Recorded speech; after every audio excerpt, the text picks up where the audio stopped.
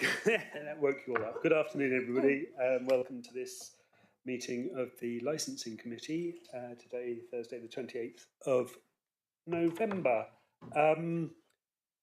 I think you're all sufficiently experienced in the correct use of this building to know about fire alarms, etc., so I won't talk you through that. Please feel free to leave your mobile phones on and we'll just ridicule you if you get an incoming call. I would now like to ask, I'm Simon Rake, I'm the chair of this committee, and I would now like to ask friends and colleagues on the top table to introduce themselves. Thank you, Chair. I'm Amelia Volter, Senior Democratic Services Officer and Clerk to this committee. Thank you. Thanks, Chair. I'm Vice Chair Sam Penfold and Ward Member for Malden and Little Hempston. Karen Proctor, Principal Environmental Health and Licensing Officer. Harry Leonis, I'm one of the licensing officers at South Thames. And joining us online is, well, I'll let Catherine introduce herself. Good afternoon. My name's Catherine Bowen. I'm the Deputy Monitoring Officer and here to assist the committee if they should need me in this afternoon's proceedings. Thank you. Thank you very much. There's been some comment in the room about your background there, Catherine. I mean, It's better than my spare room looks. Fair enough. Right, thank you. We'll move on to the agenda. Starting with, do we have any apologies for absence? Thank you, Chair. Yes, we've received apologies for absence from Councillor Thomas and we have Councillor Nick subbing today. Thank you. Thank you very much, and thank you for subbing, Councillor Nix. The next order of business is to agree the minutes of the meeting of our committee held on the 10th of October and of our subcommittee held on the 11th of September 2024, which are appended to your meeting documents. Is it your wish that we approve these as a true and correct record of those meetings? Does somebody want to propose that we do? I think. So moved. Thank you, and moved, and we're happy to take both of them, approve both of them at once. We don't need a separate vote for each. Thank you.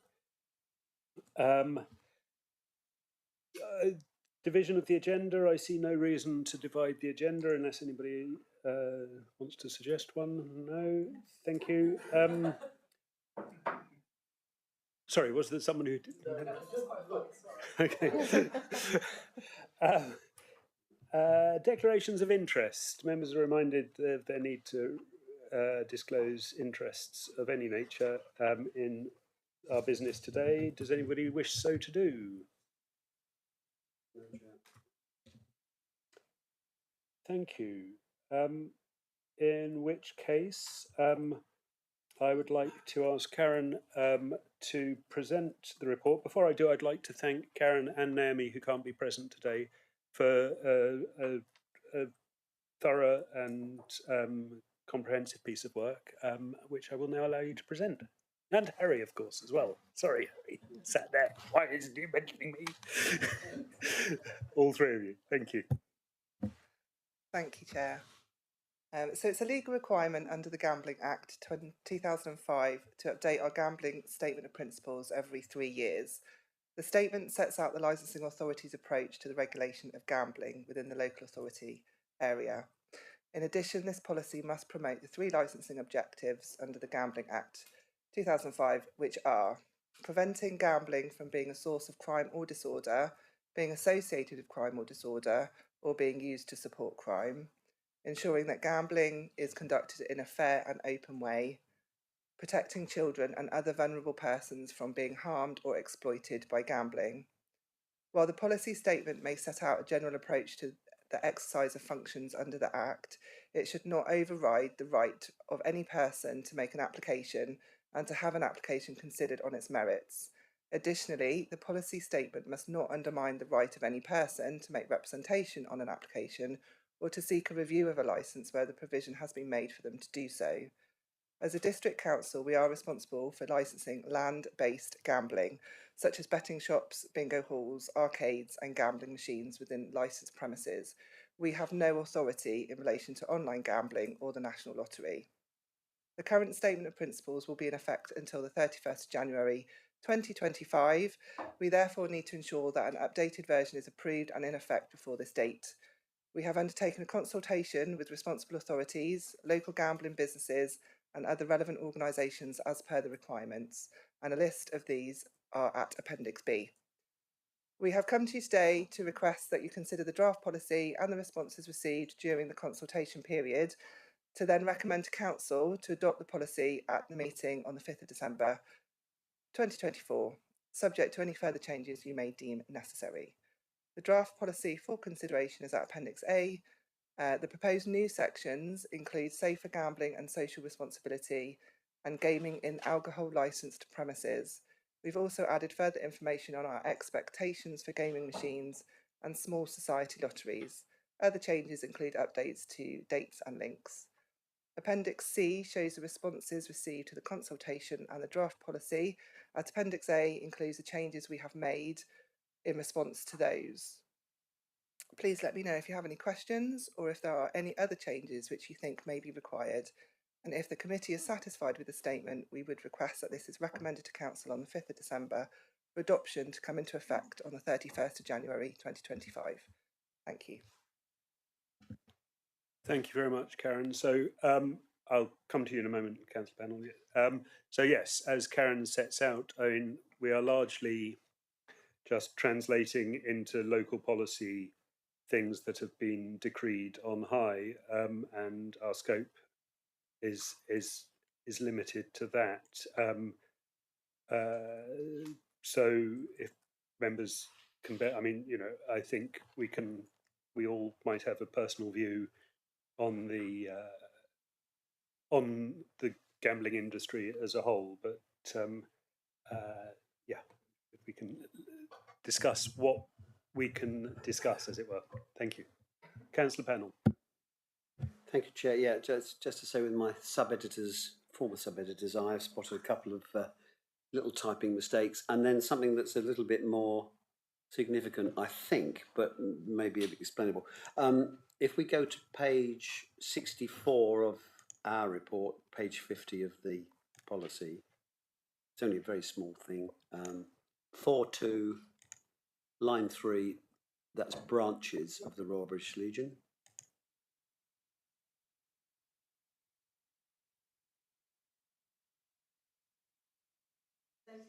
It's at 4.2, 4 section, subsection 2 on page 64 or 50, depending which way you look at it.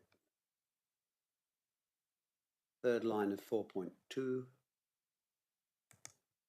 It says, last word says bratches. Well done. And it's only very small. And on 4.3, the open quotes on licensing authorities, but the quotes don't close anyway. That's my nerdish. But then if we go on, if we've got those two, if we go on to the end, we've got Appendix A, B and C, and then we appear to have another Appendix B and another Appendix C. I'm confused by that.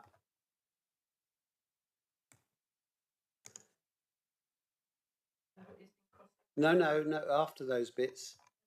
If you keep going down, after the new Appendix C, yes, there's another Appendix B and another Appendix C.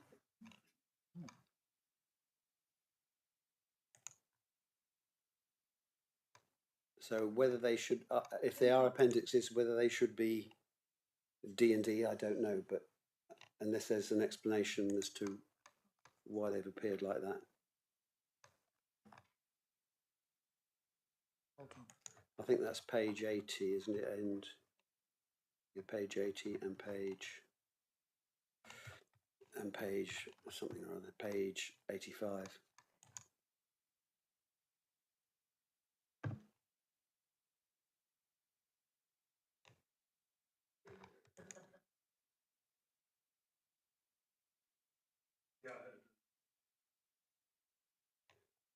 Just for the sake of tidying it all up.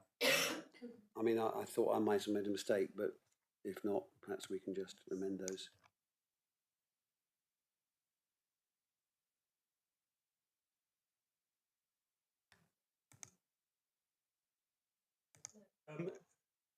Just in case, the explanation for this is that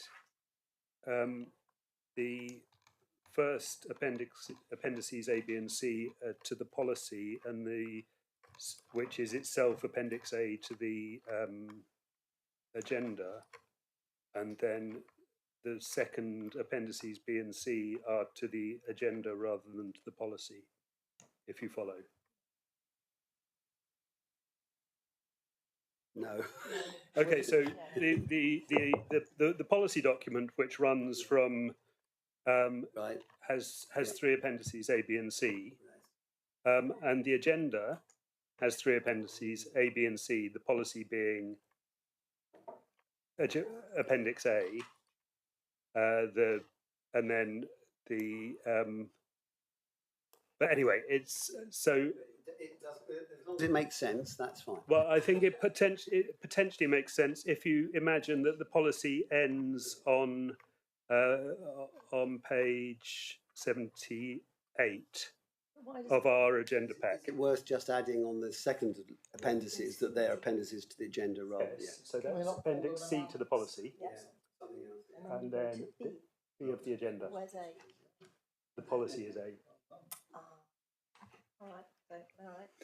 Is that right? Okay. Well, we can sort that out offline. But I thank you, Councillor Pannell. Councillor Abbott.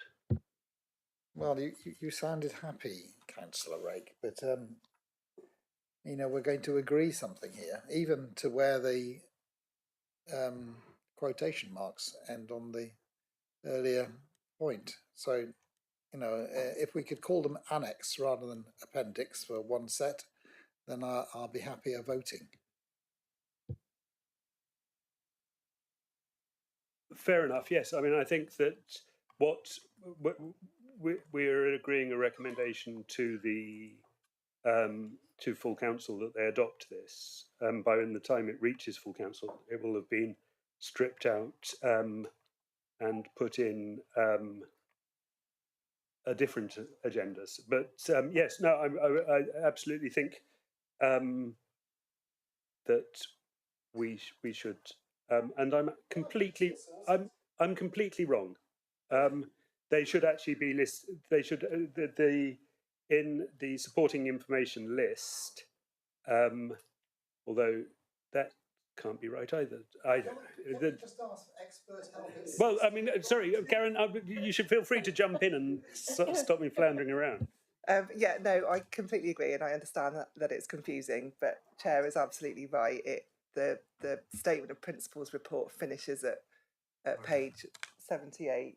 So you've got the appendix A, B, C for the statements of principles, but then the appendix B on page on page 79 is the appendix to the committee report. So we can change it to make sure that it's differentiated as to which is in the statement of principles and which is in the committee. At this very moment, though, you could change appendix to annex. Yes. In the one case, and leave appendix for the other case, whichever you choose. I don't mind. I'm not going to vote for something which we can fix it now. We just need to give you a little bit of time. Okay, Catherine, you had your hand up. I was just going to agree that that's my understanding, that we've got the same terminology, but some are to do with the actual statement of principles, and then the others are the appendixes to the report, or appendices. So yes, if we call one annex one or the other an annex, it would differentiate it for members quite easily. It's well, that's my understanding. Yes, that so they aren't duplicated. They just belong to different bits, the agenda and the actual statement. So I was just agreeing with you, really. Thank you. Well, Karen, do you want? I mean, we can fix it on the fly. Yes, Councillor Nix. Just a quick one. On Appendix C, it says West Devon Borough Council. Not anymore. If you look at version 2 of the agenda, that should have been fixed. Okay.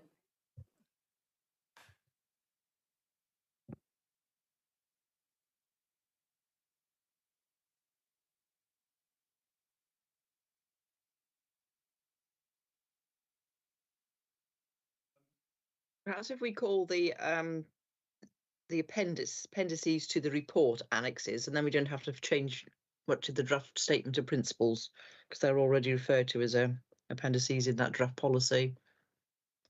Might be an easy way to approach it. I'm happy to do so.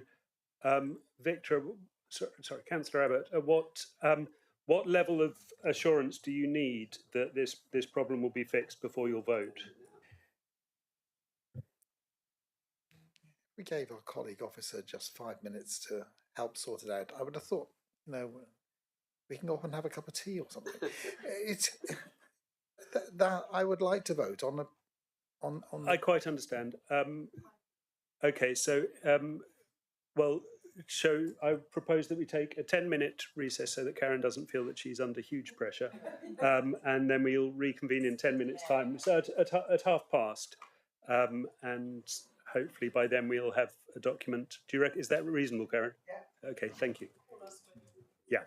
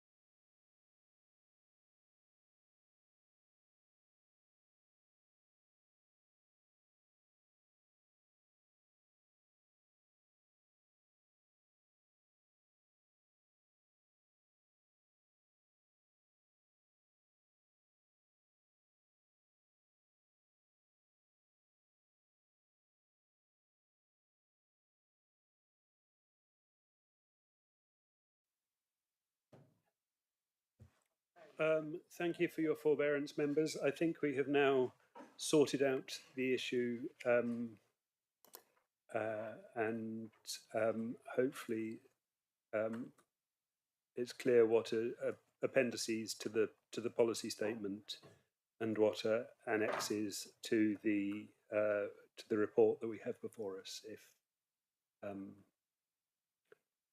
so, do we have a corrected version that we can show people briefly, or? So I've made, so the annexes, so the appendices remain appendices within the statement of principles, and within the committee report, they're now annexes to the report. I mean, I've amended it on my computer, but I'm not sure how. if you just shout the page. Email it to Amelia.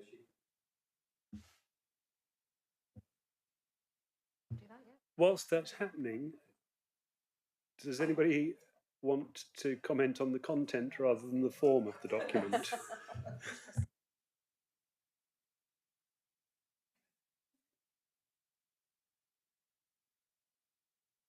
Councillor Abbott. I can say that despite having missed those points, that having read it, it seemed like it had been produced in a sensible, that sounds damned by faint praise, an expert input, and I would be happy with it as it now stands. Thank you. Else? Well, that's good news. So we'll just. Hold on. Councillor Allen, sorry. My penny's worth in. If there's groups that are on the advisory, I can't remember which appendix, but groups that are listed as being advisory or consultees, if they change, how does that work? Do you then need to be sort of informed of the change? So there's a couple of ones from Totnes that I don't think exist anymore right at this stage. Is it just a question of the clerk at parish and town level? So we need to, and do they know that they have to inform you? So if there are any changes, and we obviously know about it, then we will make those changes. But if we're not aware, we might not know that until the next time we go to consultation.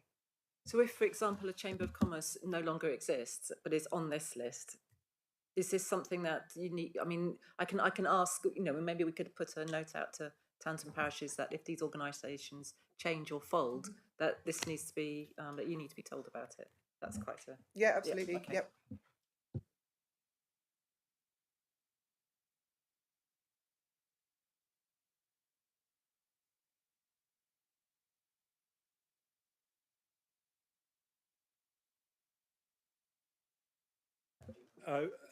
Anna, you had your hand up, did you? Or you were having a sub meeting? It's not the sort of thing I encourage.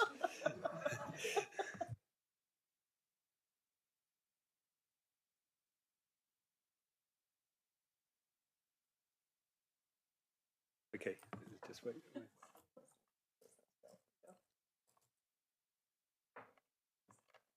I mean, I think it's also important to note that to the extent that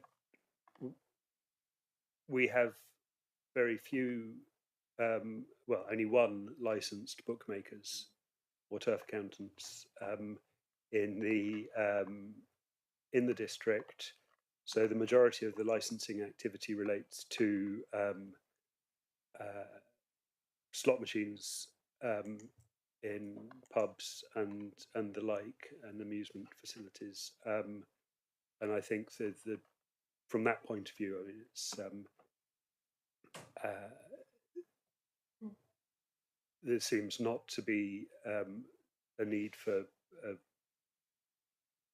anything that goes sort of beyond what we're actually trying to control, in that we're trying to control. And I think I particularly commend the work on the non-intermingling of amusement and gaming machines when they share a premises.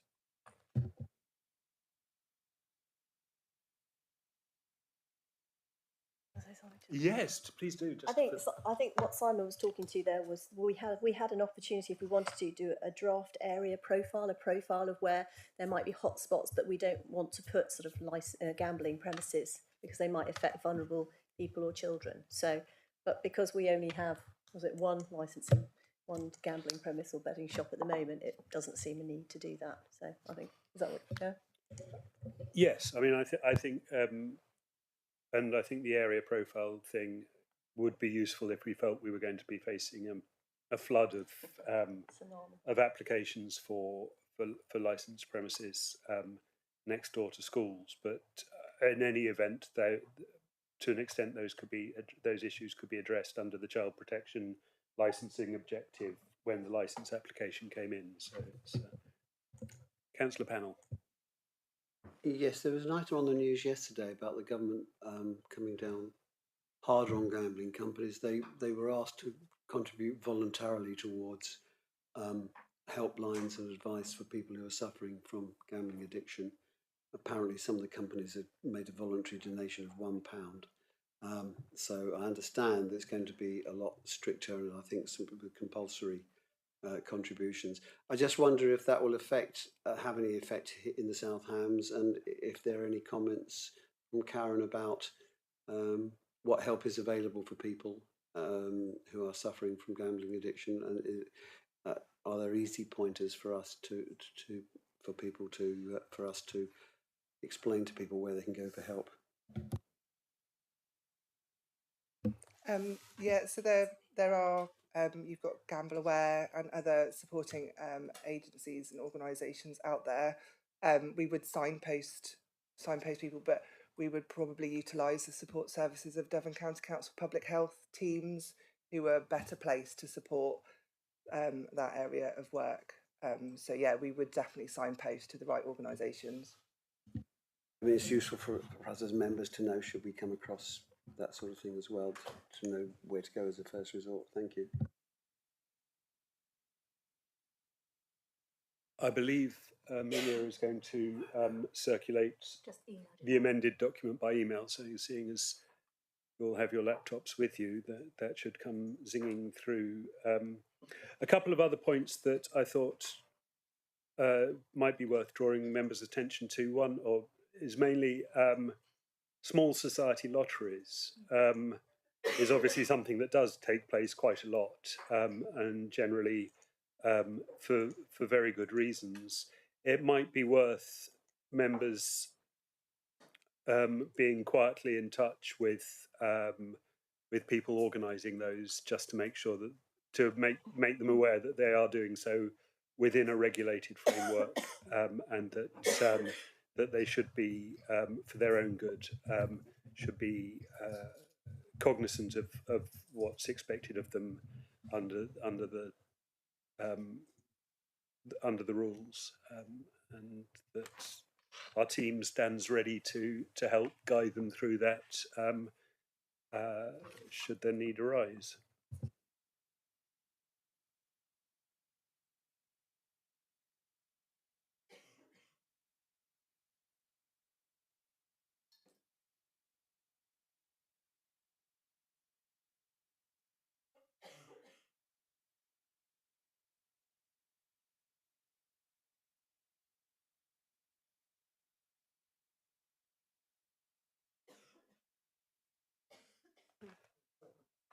So you should now have received the documents.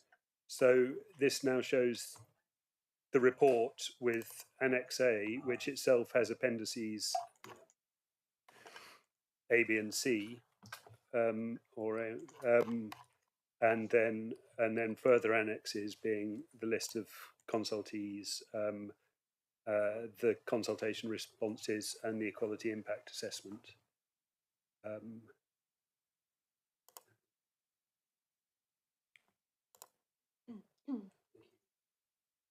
I'd also like to point out that Councillor Panel's proofreading complements my own. I picked up a few things that he missed and vice versa.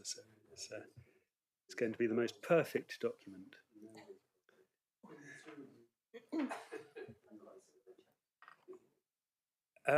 in which case, and oh, we can wait for Councillor Preswell to return to the room. Councillor Oram. Oh, Councillor Oram, sorry, you were. Sorry, Chairman. I think I was literally about to preempt your next sentence by saying I think if I were a gambling man, I think the committee is happy to consider taking this to the vote and would be happy. Would be happy on this occasion. I'll lay you 4-1. Yeah. I will take that bet, Chairman. I shall take that bet. But I think at this point, may I propose the recommendations as stated on the screen for the committee, please? You're accepting the amendment as shown in red? Indeed. Let me just get Anna.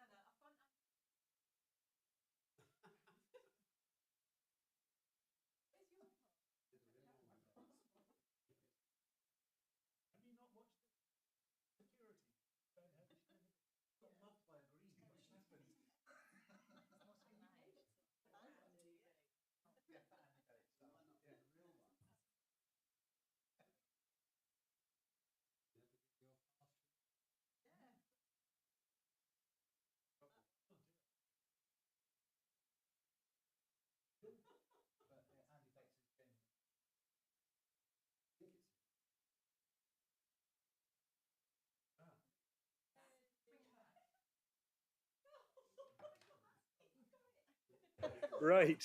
I'll get it for you in a minute. To catch you up, Councillor Oram has moved that. Shh, please. Councillor Oram has moved that we accept the recommendations as listed in their amended form on screen. Councillor Panel seconded that. I therefore would like to ask all those in favour of accepting the recommendations to show. Unanimous. That's unanimous. Thank you very much. And we will take that to next Thursday. Is it next Thursday? Yeah. Yes. Next Thursday's meeting of full council. So thank you. And on that happy note, I will call the meeting to a close.